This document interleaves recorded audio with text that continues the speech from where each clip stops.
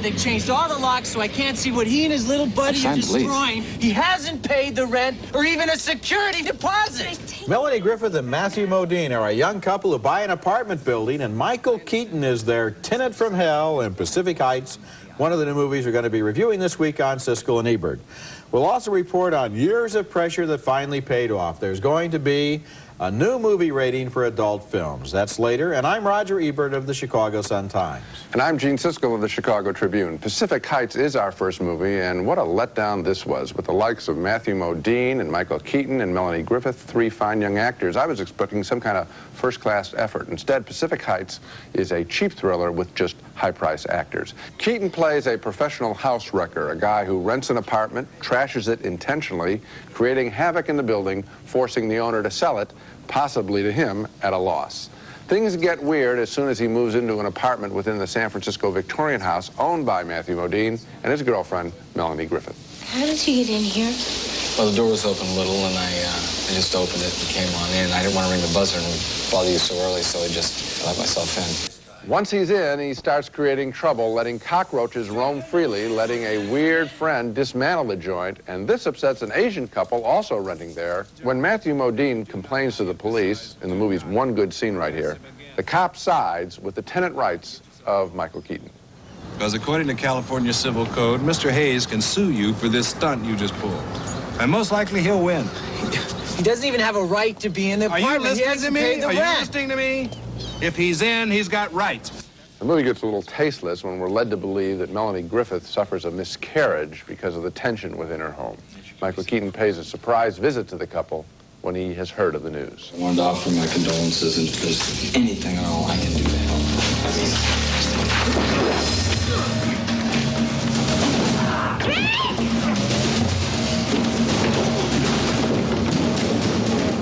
You know, and I mentioned that the script is tasteless because it has her have a miscarriage because of this supposed mental tension.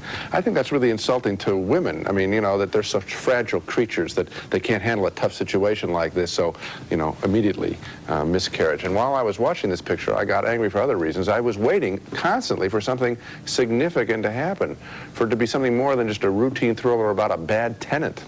But there is nothing more to Pacific Heights, and I was astounded. Well, I was really disappointed by the picture, too. I mean, I expected at some point it would develop into maybe something like Rosemary's Baby, where another couple in the same building is doing something sinister behind closed doors and you don't know what it is. It turns out to be completely predictable. And in a movie like this, where they go to the lengths of putting in the old scene where she goes down in the basement to hear a noise, but it turns out to be the cat. Right. I mean, how often has it turned out to be the cat? It always turns out to be the cat. It seemed to me as if they could have done something more than just plug in old parts in a routine structure here. There are other pictures that are like this, Fatal Attraction, Sea of Love, where there's tension, but they stand for something else. They stand for relationships between men and women in some way in the modern age.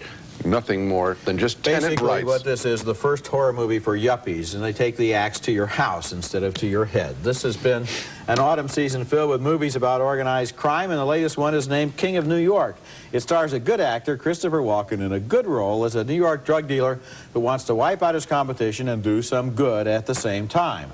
Walken doesn't see the contradiction between funding a slum hospital and selling the drugs that put so many people in the hospital in the first place. I'm not your problem. Just a businessman. Walken plays the kind of character who sometimes seems to exist on sheer nerve. Whoa.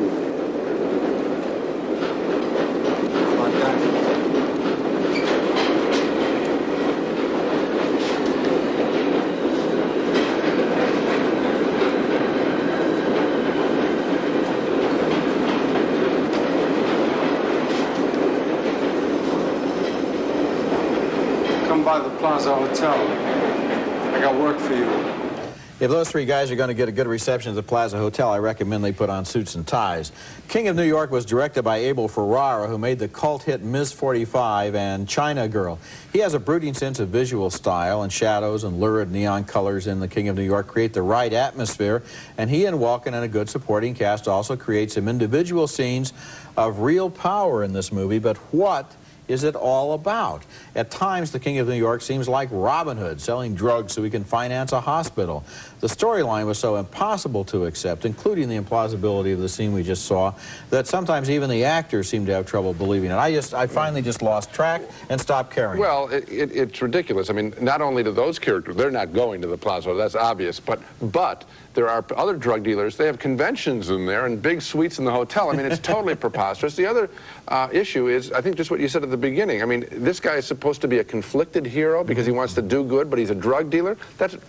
I don't buy the basic premise of the film, which is very clear. It falls apart right on its face. Then you can get into other issues of the white hero running a black gang. I mean, that gets a little tiresome to see. I think the one thing you can say about Ferrara is he has a real good visual touch, but he needs a real good story editor. Coming up next, reviews of Albert Finney in the gangster picture Miller's Crossing, and Sybil Shepherd in Texasville, the sequel to The Last Picture Show. Why aren't you in the mood for love? What does it matter to you?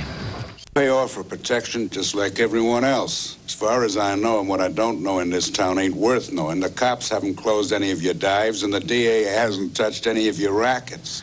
That's Albert Finney playing a mob boss in Miller's Crossing, a special, highly original gangster picture from Joel and Ethan Coen, who previously enlivened the thriller and comedy genres with their films Blood Simple and Raising Arizona. Miller's Crossing is set in the Prohibition era of the 20s, and as I said, Finney plays the Irish gang leader who rules the town along with his chief lieutenant, Gabriel Byrne.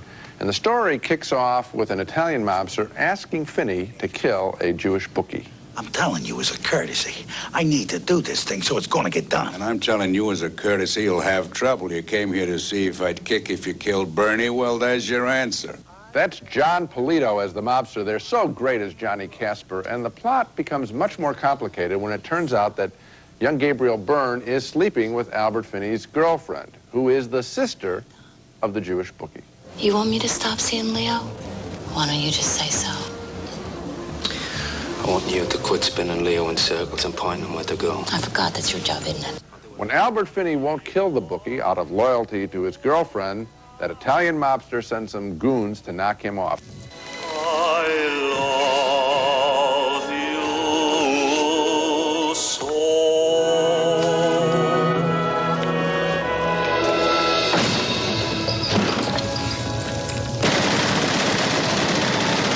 At the center of the movie is the Gabriel Byrne character and the life and death decisions he makes, such as when he's asked to kill the bookie, played by John Turturro. You probably remember him, the vile son in Do the Right Thing. I'm just a grifter. I'm a nobody. But I'll tell you what, I never crossed a friend. I never killed anybody, never crossed a friend. No, you will bet. We're not like those animals. This is not us. This is a hot dream. It's a dream, Tommy. I'm praying to you. I can't die. I can't die. Out here in the woods. Like a dumb animal. That's a very dramatic scene, and there isn't a bad scene in this movie, not one. This whole picture has been distinctively crafted and polished. We've seen Tommy guns a-blazing and other gangster pictures, but not quite like this in color. We've heard used guys' dialogue and other gangster pictures, but not quite like this. The script is highly complicated and challenging, like the Two Jakes, which the American public ignored. This is at the same level, and that's exciting, and it is worth following. Barry Sonnenfeld's camera work, you can see that in the trees sequence there at the end, is always striking, and at the center of the story, and this is kind of fresh, a morose young man with lots of dilemmas, and that is a different way of making a movie rather than having a strong guy at the center of the picture. I guess I didn't like it as much as you did. I do recommend it, but I recommend it primarily to people who like old gangster movies, and they can look at this one as kind of an insider's commentary on them. The movie does not work on its own in terms of the story, and one of the reasons you alluded to is that it's very complicated. The movie gets off on the wrong foot with a very, very long series of dialogue passages in which people talk about characters we don't know, and so so we don't know how they're related. And it's about 45 minutes into the movie before we even really know who all the players are. Then you get scenes like the one with John Turturro here. It goes on way too long. It goes on to the point of self-parody. It goes on and on and on and on until the Coen brothers can only be making a movie about other gangster movies with scenes like that, because any dramatic reality has been sponged out of it 30 seconds before this conclusion. I'm not going to have the movie stand and fall on that one sequence, but I'll say this, that I think that a guy could plead for a long time, and this guy is walking him out there in the woods. He has to walk him out there because there are two guys that have assigned him to do this task farther away. Did it ever occur to you, it's very crucial in the entire plot of this movie, that he killed that guy? How come the two guys never checked to see if he did or not? Did that ever occur to you? Yeah, in a real gangster movie, wouldn't real gangsters want to make sure that happened? They heard two gunshots. What does that mean? I was surprised that they didn't go check, but I bought that they didn't check. And then did you buy? You know why? You know why? You know why? Let me tell you why. Why? Because they're lazy and they're dumb gangsters. Did you buy what happens later? Did you buy what happens later when they go looking for the body in the woods? I don't know what happened. Yeah, you don't. But you said there wasn't a bad scene in this movie. I didn't think. You got 3 now that you've had problems with. No, I didn't have a problem with it. I didn't have a problem. Okay, 19 years ago, a young director named Peter Bogdanovich and some unknown actors named Jeff Bridges, Sybil Shepherd, Tim Bottoms, and Randy Quaid made a great movie named The Last Picture Show. Now they're back with a sequel named Texasville. I'm going to review it next. Did I have you madly in love? Madly. I know you from somewhere. Jay-Z, I'm Dwayne Jackson. We went together in high school for a while. Dwayne, Lord, what a place to run into an old boyfriend. Jeff Bridges and Sybil Shepherd there in Texasville, a movie that's a sequel to The Last Picture Show, one of the best movies I think I've seen since I've been a movie critic. The Last Picture Show was set in 1951, and in it Jeff Bridges played a teenager who was in love with the prettiest girl in town. Of course, was played by Sybil Shepherd. Now it's 1984, and the movie Texasville returns to the small Texas town of Anarene, where more than 30 years have passed, but a lot of the same people and the same problems still remain. In fact, one of them who went away has returned. Shepherd is now back. She's a woman whose marriage is over. Her son has been killed. She's returned to her old hometown to heal some wounds. Think she'll ever marry again? No, I wouldn't either if you got killed. You would too. At least I hope you would. Better not hope any such thing. Just because I go looking for trouble doesn't mean I want any husband but you. That's Annie Potts in a wonderful performance as the woman Jeff Bridges is now married to. She soon grows close to the Sybil Shepherd character at the local Dairy Queen, which is the hub of all of Anarene's activities. Thanks for lunch, Carla. Come on out in the morning. I'll show you the house, and we'll compare notes some more. Compare notes on what? On you, honey pie. What else? I want to know what you were like in high school, and JC wants to know how you turned out.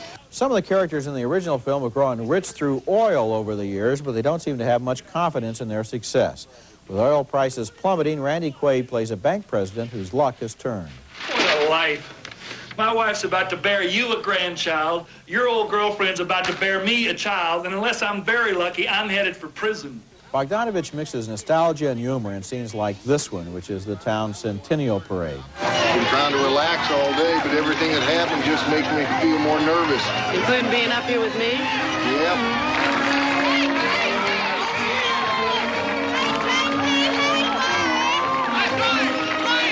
Oh, Dwayne, to them we're a romance. Come on, wave at them. I love that sign she's standing in front of that says, Homecoming Queens Through the Ages. I thought that was so heartless that it was hilarious. And I loved a lot of Texasville, too. This is not a great original film like The Last Picture Show, but it's a good film, and maybe the difference is that in the first movie, the characters mostly had their dreams ahead of them, and in this one, they made their accommodation.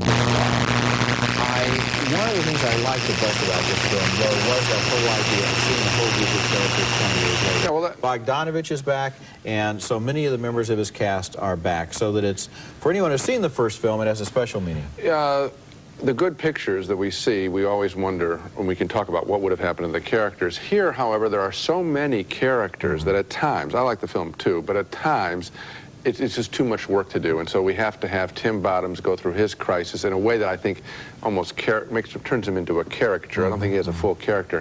What I liked about the picture, however, is in the main characters, the one that do get enough screen time, we see a whole bunch of really failed marriages, bad marriages, and the people really haven't paid attention to them. And I thought that the strength of this film, the original contribution of it, is just showing us what can happen to a whole bunch of people who don't spend time on their relationships. And I thought that the film was very sharp on that. There's some very sharp dialogue by Sybil Shepherd about what Gifford doesn't know. And other people, other men just don't know. One more unexpected thing in there is that there is a Sybil Shepherd character in the anti-toxic become real good friends. Right. Now, in the original Anna Reed of 1951, the original Last Picture Show, men and women related to each other in extremely traditional ways. Right. Now, a lot of time has passed, and one of the messages of this film is that relationships between the sexes have kind of broken down. Men and women aren't really talking to each other at all. Men talk to men, women talk to women, and their kids are out using drugs in the sagebrush somewhere. It's a pretty, really, it's a pretty sad outcome to all of the hopes of the original film. That sharp edge in the film is what I really liked. That's a risk for a sequel rather than making a heartwarming picture. Coming up next, a new film named Henry and June becomes the vehicle for change in the long battle over the movie rating system. Ennis, meet my wife, June. Long and rocky road, but the nation finally has a revised movie rating system, one that includes a proper place for films intended for adults only. The new rating is called NC-17. That stands for No Children Under 17, and it represents a victory for everyone who cares about truly adult films. And I'm using adult here in the sense of mature, thoughtful, serious, and intelligent movies, not in the sense of dirty movies. The R rating will still exist just where it was, and then will come NC-17, replacing the old X rating. The problem with the old X rating is that it didn't mean adult, it meant smutty and pornographic, and that's why X-rated movies couldn't be advertised or exhibited in most of the country. Unlike the old X rating, which was nobody's property, this new NC-17 rating will be copyrighted by the Motion Picture Association of America. And administered in such a way, I hope that it will simply be a guide to a movie's contents and not a condemnation of them. This is a scene from a new movie named Henry and June, which is the movie that finally triggered the revision of the rating system. It stars Fred Ward as the outlawed American writer Henry Miller and Uma Thurman as his wife, June. In the Bohemian Paris of the 1930s, both Henry and June fall under the spell of the intellectual Anais Nin, who records everything in her diary. The movie was directed by Philip Kaufman, an important American director of such films as The Right Stuff and The Unbearable Lightness of Being. It cost a lot of money and had been threatened with an X rating by the Motion Picture Association. Oh, sorry.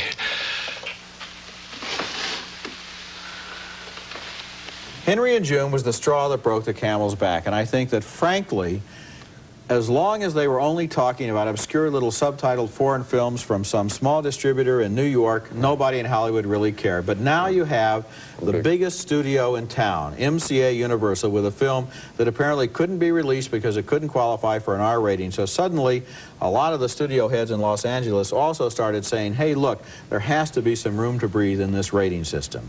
Ever since a new adult movie rating was first proposed on this program, incidentally, in March of 1987, there's been a growing chorus of protests against the way the MPAA's old rating system penalized films by providing no workable classification for adult pictures. Now, I guess some of the details still have to be ironed out on this rating, but it looks to me as if they've at least acknowledged the fact that there ought to be such a thing as a movie that isn't for kids. Here is where now the battleground will now be fought between people who want an open cinema, that's us, and the studios that frankly want to sort of pasteurize things, because as we have found out, there are contracts that the studios write with directors, which says you got to turn in a film of such and such a length and no stronger than an R rating. Will the studios write the contracts to say now no stronger than NC-17, or will they stick with the R? Because the battle will be fought all again if the studios hold to the R. Some directors will be able to say, hey, look, this is an NC-17 pictures, and other directors are going to be told, sorry, it's going to be an R. Even with that pressure, it appears to be a big step in the right direction. Coming up next, a video recommendation and a recap of the movies we reviewed on this show. With the movie Texasville being released now, you might want to see the original movie, The Last Picture Show, on home video. Well, good news, it's finally coming out after 19 years. Unfortunately, it's not due out until early next year. It's been held up for all these years because of problems with the music rights to all of the songs in the picture. The black and white classic is a great portrait of growing up in a small town. So let's wait till next year for The Last Picture Show, but at least it's next year. Now let's recap the movies we reviewed on this show. 2 thumbs down for Pacific Heights, the ridiculous battle between a tenant and his landlords. 2 thumbs down for King of New York with Christopher Walken supposedly as a do-gooder drug dealer. I thought it was totally implausible. Roger liked the visual style. 2 thumbs up for Miller's Crossing, the exciting, thoughtful mobster story from the Coen brothers. Roger thought, however, it was heavier on style than substance. 2 more thumbs up for Texasville, the sharp-edged sequel to The Last Picture Show. We both admired its fresh look at the way men and women relate to each other. So here is Peter Bogdanovich, who has had a career of ups and downs over the last decade. He's up again. He's still a good director despite all of his problems. The other picture, which I strongly recommend, is Miller's Crossing. Okay, that's it for this week. Next week, we'll review Desperate Hours, starring Mickey Rourke and Mimi Rogers, and Fantasia, starring Leopold Stokowski, Mickey Mouse, and a bunch of dancing hippopotami. That's next week, and until then, the balcony is closed.